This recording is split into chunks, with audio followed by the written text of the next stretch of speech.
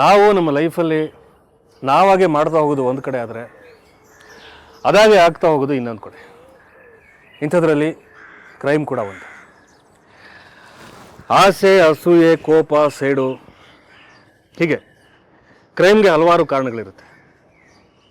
ಕಾರಣ ಏನೇ ಇದ್ದರೂ, ಅದಕ್ಕೆ ಕಾರಣ ಯಾರೇ ಆದರೂ ಕ್ರೈಮ್ ಒಂದೇ. ನಾವು ಯಾವಾಗಲೂ ನಮ್ಮ ಸುತ್ತಮುತ್ತ ಅಪಾಯದ ಜೊತೆ ಬದುಕ್ತಾ ಇರ್ತೀವಿ. ಆ ಅಪಾಯ ನಮ್ಮನ್ನು ಹಿಂಬಾಲಿಸ್ತಾ ಇರುತ್ತೆ. ಅಕಸ್ಮಾತ್ ನಾವು ಎಚ್ಚರ ತಪ್ಪಿದರೆ ಅದು ನಮ್ಮ ಮೇಲೆ ಅಟ್ಯಾಕ್ ಮಾಡುತ್ತೆ. ಅದಕ್ಕೆ ಹೇಳೋದು, ನೀವು ಮಲಗಿರುವಾಗಲೂ ಎಚ್ಚರದಿಂದಿರಿ ಅಂತ.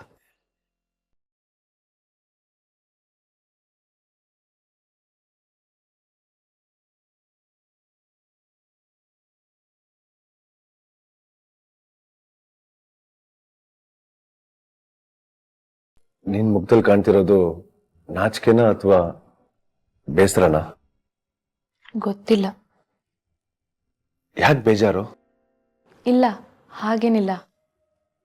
ಮದುವೆ ಮನೇಲೂ ಖುಷಿಯಾಗಿ ಓಡಾಡ್ಕೊಂಡಿದ್ಯಲ್ಲ, ಈಗ ಯಾಕೆ ಡಲ್ ಇದೆಯಾ? ಏನಾದ್ರೂ ಪ್ರಾಬ್ಲಮಾ? ಛೇ, ಹಾಗೇನಿಲ್ಲ. ಅಪ್ಪಮ್ಮನ್ ಬಿಟ್ಟು ಬರೋದು ಸ್ವಲ್ಪ ಕಷ್ಟ ಆಯ್ತಷ್ಟೇ. ಅಮ್ಮ ಮದುವೆ ಹಿಂದಿನ ದಿನದ ರಾತ್ರಿ ತುಂಬಾ ಅಳ್ತಾ ಇದ್ರು. ಅದನ್ನೆಲ್ಲ ನೆನ್ಸ್ಕೊಂಡು ಸ್ವಲ್ಪ ಬೇಜಾರಾಯ್ತು ಅಷ್ಟೇ. ನಂಗೂ ಅರ್ಥ ಆಗತ್ತೆ. ಈಗ ಮನೆಯವ್ರನ್ನ ಬಿಟ್ಟು ಬಂದಿರೋ ಬೇಜಾರು ಒಪ್ಪೋ ವಿಷಯ, ಆದ್ರೆ ಗಂಡ ಸಿಕ್ಕರೆ ಖುಷಿ ಇಲ್ವಾ? ಇದೆ, ಆದ್ರೆ ಇವತ್ತು ಯಾಕೋ ಮೂಡ್ ಸರಿ ಇಲ್ಲ. ನಾ ಮಲಗ್ಲಾ? ಹೌದಾ, ಸರಿ, ನೀನ್ ಮಲ್ಗು, ನೋ ಪ್ರಾಬ್ಲಮ್. ನೀವ್ ಹಾಲು ತಗೊಳ್ಳಿ. ಸಾರಿ ಸಾರಿ ಸಾರಿ ಸಾರಿ ಸಾರಿ.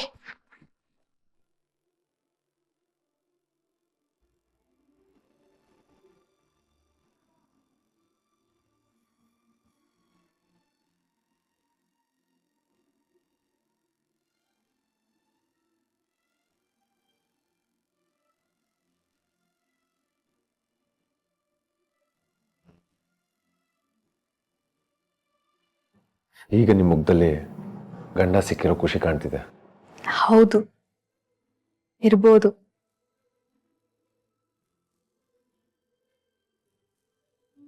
ಇಲ್ಲ, ಸರಿಯಾಗಿ ಕಾಣ್ತಿಲ್ಲ.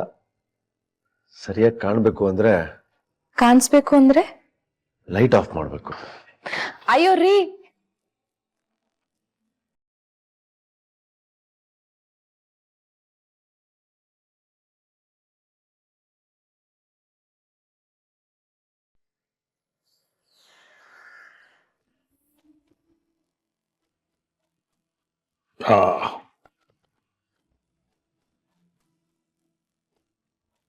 ವಾ ವಾ ವಾ ವಾ ಸ್ವಾತಿ, ನಾವು ನಿನ್ನ ನೋಡಕ್ ಬಂದಾಗ ನಿಮ್ಮಪ್ಪ ಹೇಳಿದ್ರು ನನ್ನ ಮಗಳು ಕಾಲ್ ಸೂಪ್ ತುಂಬಾ ಚೆನ್ನಾಗಿ ಮಾಡ್ತಾಳೆ ಅಂತ. ಅದನ್ನ ಕೇಳ್ಬಿಟ್ಟೆ ಇವನು ನಿನ್ನ ಒಪ್ಕೊಂಡಿದ್ದು ಅಲ್ಲನಾ? ಅಪ್ಪ, ಸುಮ್ಮನೆ ಊಟ ಮಾಡ್ತೀರಾ? ತಮಾಷೆ ಮಾಡಿದ್ದು, ಯಾಕೋ ಸಿಟ್ ಮಾಡ್ಕೊಳ್ತೀಯ? ಅಷ್ಟಕ್ಕೂ ಕಾಲ್ ಸೂಪ್ ಅಂದ್ರೆ ನಿನಗೊಬ್ಬನಿಗೆ ಅಲ್ಲ, ನನಗೂ ಇಷ್ಟಾನೇ. ಅತ್ತೆ, ನೀವೇನು ಹೇಳಲೇ ಇಲ್ಲ. ಇಷ್ಟ ಆಗಿಲ್ವಾ ಕಾಲ್ ಸೂಪು? ಅದ್ಭುತವಾಗಿದೆಯಮ್ಮ. ನನ್ನ ಫ್ರೆಂಡ್ಗೆ ಇದನ್ನ ಮಾಡೋದು ಹೇಗೆ ಅಂತ ಹೇಳ್ಕೊಡ್ಬೇಕಂತೆ. ಹೇಳ್ಕೊಟ್ಬಿಡು ಆಯ್ತಾ? ಮೊನ್ನೆ ನನ್ನ ತಲೆ ತಿತ್ತಿದ್ಲು. ನಾ ಹೇಳ್ದೆ ನನಗ್ ಬರಲ್ಲ, ನನ್ನ ಸೊಸೆ ತುಂಬಾ ಚೆನ್ನಾಗಿ ಮಾಡ್ತಾಳೆ ಅಂತ. ಆಯ್ತು ಅತ್ತೆ, ಒಂದಿನ ಮನೆಗ್ ಬರಕ್ ಹೇಳಿ ಹೇಳ್ಕೊಡ್ತೀನಿ. ವಾ, ಹಾಗೆ ನೀನು ಸ್ವಲ್ಪ ಕಲ್ತ್ಕೋ. ಒಬ್ಳೆ ಇದ್ದಾಗ ಬೇಕಾದಷ್ಟು ಸೂಪ್ ಮಾಡ್ಕೊಂಡು ಕುಡಿಬೋದು ಅಲ್ವೇನಾ? ಬಾಯಿ ಮುಚ್ಕೊಂಡು ಕುಡಿದಿ. ಅದ್ ಹೇಗೆ ಸಾಧ್ಯ ಬಾಯಿ ಮುಚ್ಕೊಂಡು ಕುಡಿಯೋದು? ಆಯ್ತಾಯ್ತು, ಮಾತಾಡ್ದೆ ಸೂಪ್ ಕುಡಿಯಕ್ಕೆ ಏನ್ ತಗೋತೀರಾ? ಇನ್ನಷ್ಟು ಸೂಪು ಬಡ್ಸಮ್ಮ ತಾಯಿ. Very good, very good, thank you.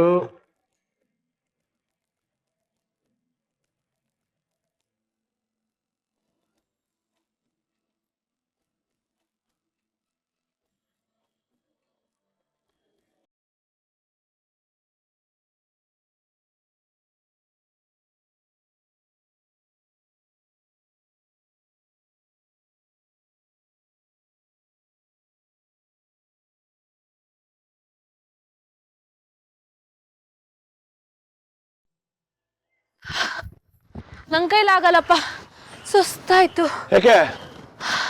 ನನ್ನ ಕೈಲಿ ಜಾಗ್ ಮಾಡೋಕ್ಕಾಗಲ್ಲ. ಸರಿ, ನೀನು ಇಲ್ಲೇ ರೆಸ್ಟ್ ಮಾಡ್ತಿರೋ, ನಾನು ಎಕ್ಸಸೈಸ್ ಮಾಡ್ಕೊಂಬರ್ತೀನಿ. ನನಗೆ ಕಾಯಕ್ಕಾಗಲ್ಲ, ಲೇಟ್ ಆಯ್ತು ಆಲ್ರೆಡಿ. ಆಯ್ತು, ಇವತ್ತು ಲೇಟ್ ಆಗಲ್ಲ.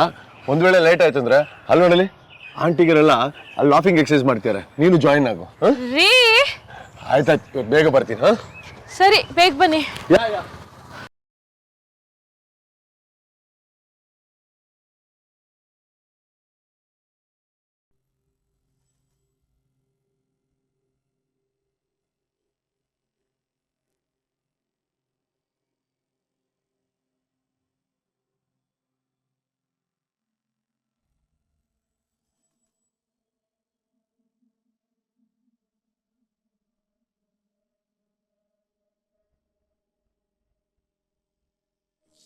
ಅಲ್ಲಪ್ಪ, ನಿಮ್ಗೆ ಎಷ್ಟು ಸಲ ಹೇಳೋದು, ಇಲ್ಲೇ ಒಂದ್ ಸ್ವಲ್ಪ ದಿನ ಇದ್ದು ಹೋಗ್ಬೋದಲ್ಲ.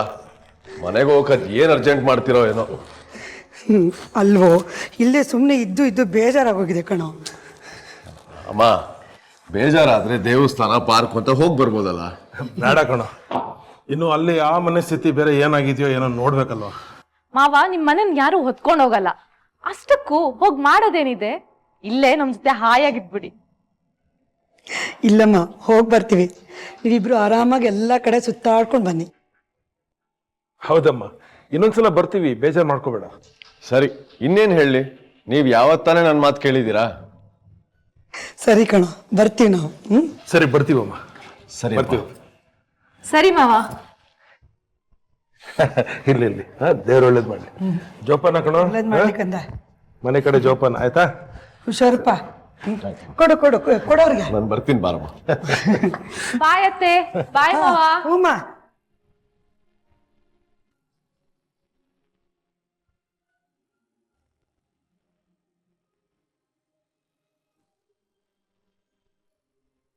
ಹಲೋ ಅಮ್ಮ, ಏನ್ ಮಾಡ್ತಿದ್ಯಾ? ಒಳ್ಳೆ ಗಂಡ, ಒಳ್ಳೆ ಅತ್ತೆ ಮಾವ, ಒಂದು ಒಳ್ಳೆ ಕುಟುಂಬ. ಮದುವೆಯಾಗಿ ಗಂಡನ ಮನೆಗೆ ಹೋಗೋ ಹುಡುಗಿಗೆ ಇದಕ್ಕಿಂತ ಇನ್ನೇನು ಬೇಕು? ಹೊಸದಾಗಿ ಮದುವೆ ಆಗಿರೋ ಮಗ ಸೊಸೆಯ ಪ್ರೈವಸಿ ಹಾಳಾಗಬಾರ್ದು ಅಂತ ಸುಧಾಕರ್ ತಂದೆ ತಾಯಿ ತಮ್ಮ ಮೂಲ ಮನೆಗೆ ವಾಪಸ್ ಹೊರಟೋಗ್ತಾರೆ. ಇಲ್ಲಿ ಸುಧಾಕರ್ ಮತ್ತು ಅವನ ಹೆಂಡತಿ ತುಂಬ ಖುಷಿಯಾಗಿ ಜೀವನ ನಡೆಸ್ತಾ ಇರ್ತಾರೆ.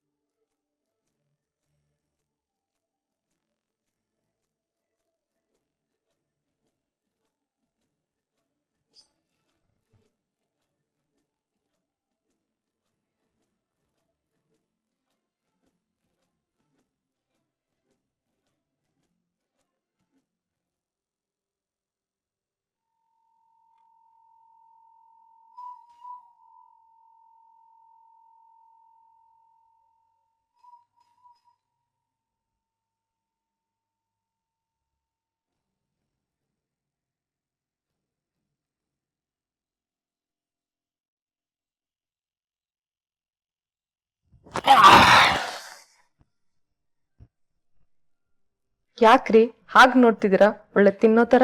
ತಿನ್ನೋ ತರ ಅಲ್ಲ, ತಿನ್ನೋಕೆ ಅಂತಾನೆ ನೋಡ್ತಾ ಇದ್ದೀನಿ. ನಿಮ್ ಒಳಗಿರೋ ತುಂಟನ ಸ್ವಲ್ಪ ಹದ್ಬಸ್ಕೊಂಡು ಇಟ್ಕೊಳ್ಳಿ ಸರ್. ಈಗ ಹೆಂಡತಿ ಹತ್ರ ತುಂಟತನ ತೋರಿಸ್ದೆ ಬೇರೆ ಯಾರ ಹತ್ರ ತೋರಿಸೋಣ? ಇವಾಗ ಸುಮ್ನೆ ಮಲಗ್ತಿರೋ ಇಲ್ವೋ?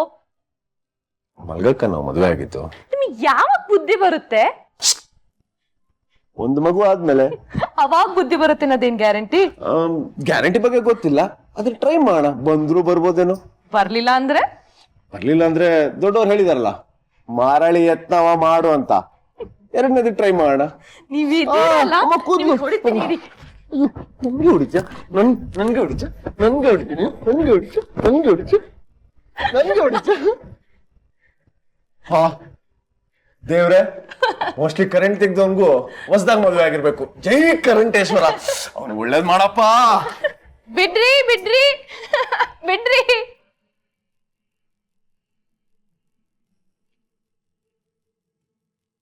ತೊಳಿ. Thank you. ರೀ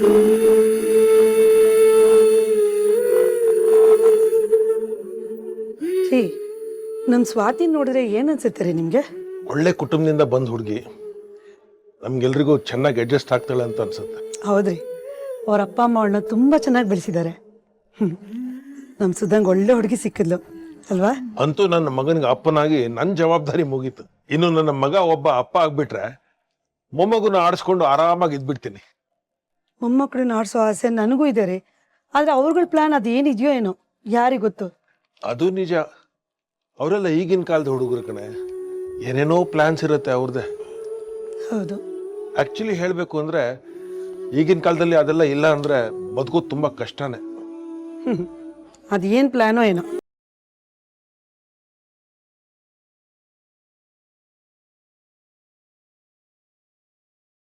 ಹಲೋ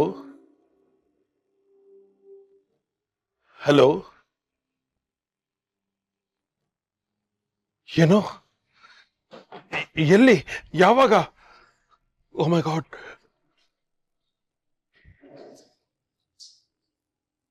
ಏನಾಯ್ತ್ರಿ? ಏನಾಯ್ತು? ಯಾಕ್ರಿ, ಯಾಕೆ ಇಷ್ಟೊಂದು ಟೆನ್ಷನ್?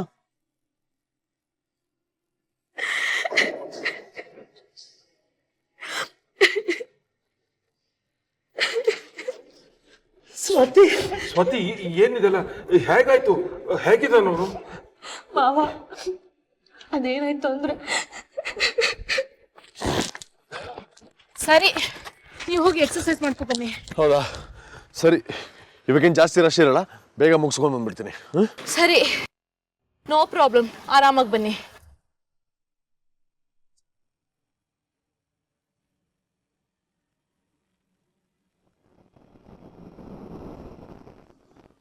ಅಮ್ಮ, ಅಯ್ಯೋ, ಕಣ್ಣು ಉರಿ, ಅಯ್ಯೋ ಉರಿತಿದೆ, ಮುಖ, ಅಯ್ಯೋ ಆಸಿಡ್, ಅಮ್ಮ. ದೇವ್ರೆ, ಯಾರು ಕಾಪಾಡಿ ಪ್ಲೀಸ್.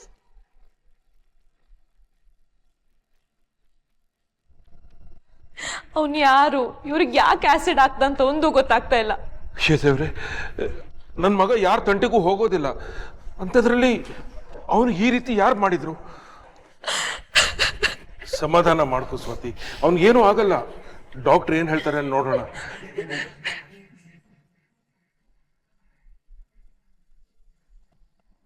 ಡಾಕ್ಟರ್, ನಮ್ಮ ಮಗ ಹೇಗಿದ್ದಾನೆ? ಡೋಂಟ್ ವರಿ, ಪ್ರಾಣಕ್ಕೇನು ಅಪಾಯ ಇಲ್ಲ. ಆದ್ರೆ ಅವನ ಮುಖ ಮಾತ್ರ ಆಸಿಡ್ ಇಂದ ಕಂಪ್ಲೀಟ್ ಆಗಿ ಸುಟ್ಟೋಗಿದೆ.